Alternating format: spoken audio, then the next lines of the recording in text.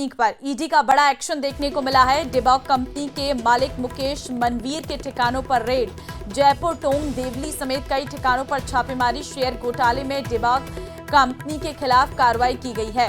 तो ईडी का बड़ा एक्शन देखने को मिला है। जयपुर, टोंक, देवली समेत कई ठिकानों पर छापेमारी। शंकर आनंद इस वक्त संवाददाता हमारे साथ फोन लाइन पे जुड़ गए हैं। शंकर, क्या है ये पूरा मामला जिसमें जयपुर में डिबॉक कंपनी पर ईडी का एक्शन देखने को मिला है? देखिए, केंद्रीय जांच एजेंसी ईडी के द्वारा एक बड़े सर्च ऑपरेशन की कार्रवाई राजस्थान के जयपुर में की जा रही है। जयपुर और जयपुर के आसपास के इलाकों में सर्च ऑपरेशन को अंजाम दिया जा रहा है। और ये सर्च ऑपरेशन जो है डिबॉक इंडस्ट्री नाम की एक कंपनी है, उससे जुड़े हुए जो उसके कंपनी के निदेशक हैं और उससे जुड़े हुए कई अन्य जो लोग हैं, उनके यहाँ सर्च ऑपरेशन की कार्रवाई को अंजाम दिया जा रहा है। और जिस तरह से अगर कंपनी की अगर बात करें तो इस कंपनी का जो एक मुख्य निदेशक में से एक नाम है मुकेश मानवेंद्र सिंह।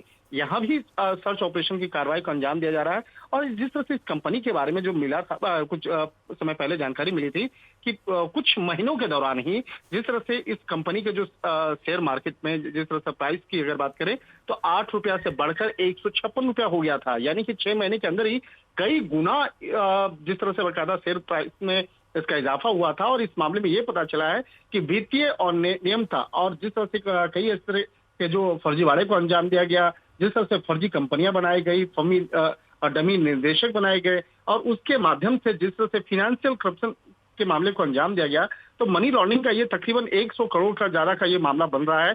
और इस मामले की तफ्तीश करने के लिए आज जांच एजेंसी के द्वारा कई लोकेशन पर सर्च ऑपरेशन की कार्रवाई को अंजाम दिया जा रहा है।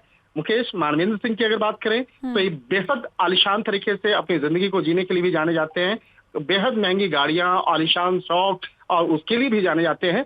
लेकिन जिस तरह से जांच एजेंसी को उनके खिलाफ और उनकी कंपनी और कंपनी से जुड़े हुए कई अन्य लोगों के खिलाफ जिस तरह से काफी महत्वपूर्ण जानकारी मिली है, उसी के आधार पर यह सर्च ऑपरेशन चल रहा है। और हमारे सूत्र बताते हैं कि आज देर शाम तक इस मामले में ईडी के द्वारा औपचारिक तौर पर भी तमाम जानकारियों को साझा किया जाएगा कि किस तरह से आज कितने लोकेशन पर सर्च ऑपरेशन की कार्रवाई को अंजाम दिया जा रहा है। तो एक तरह से कह सकते हैं कि सर्च ऑपरेशन का जो मुख्य केंद्र है वो जयपुर है, लेकिन जयपुर के आसपास के भी कुछ इलाकों में इस मामले से जुड़े हुए सर्च ऑपरेशन की कार्रवाई को अंजाम दिया जा रहा है। और कहा जा सकता है कि इस मामले में आने वाले दिनों में कई और भी बड़े खुलासे देखने को मिल सकते हैं। और खास तौर पर जिस तरह से वित्तीय अनियमितता और इसके साथ साथ मनी लॉन्ड्रिंग का जो ये मामला सामने आया है, ये मामला अपने आप में बेहद गंभीर है। और इसी मामले की गंभीरता को देखते हुए डिबॉक इंडस्ट्री और उससे जुड़े हुए कई जो लोग हैं, उनके यहाँ पर सर्च ऑपरेशन की कार्रवाई को अंजाम दिया जा रहा है। जी बिल्कुल, देखिए डिबॉक कंपनी के मालिक के ठिकाने पर ये जो रेड चल रही है और इस बारे में क्या कुछ निकलकर सामने आ रहा है, क्योंकि अभी हम बता रहे हैं कि जयपुर, टोंक, देवली ये और ठिकाने क्या कौन कौन से हैं इसके अलावा?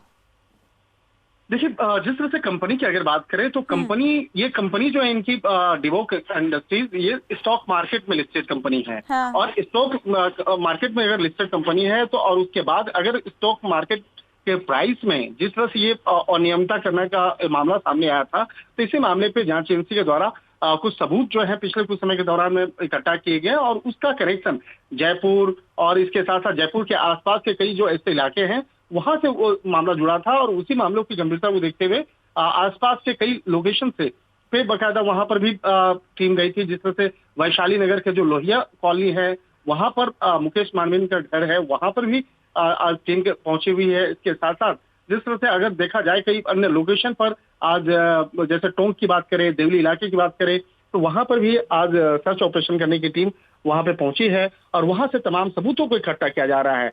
और अगर देखा जाए मुकेश मानवेंद्र सिंह की अगर बात करें तो मुकेश मानवीर सिंह जो हैं बेहद आलिशान तरीके से अपनी जिंदगी को जीना और एक कहा जा सकता है कि पैसे को जिस तरह से करोड़ रुपया वो अपने आलिशान तरीके से गाड़ियों पर, अपने कपड़े पे और इन सब चीजों पे भी खर्च करने के लिए जाने जाते हैं, तो वो तो एक दूसरा मामला है। लेकिन अगर देखा जाए कंपनी के द्वारा जिस तरह से फर्जीवाड़े को अंजाम दिया गया, जिस तरह से मनी लॉन्ड्रिंग के मामले को अंजाम दिया गया, तो अभी शुरुआती तौर पर ऐसा अनुमान लगाया जा रहा है कि तकरीबन 100 करोड़ का ये मनी लॉन्ड्रिंग का मामला है। बिल्कुल शंकर, आपसे अपडेट लेते रहेंगे। फिलहाल आपका बहुत धन्यवाद तमाम जानकारी देने के लिए।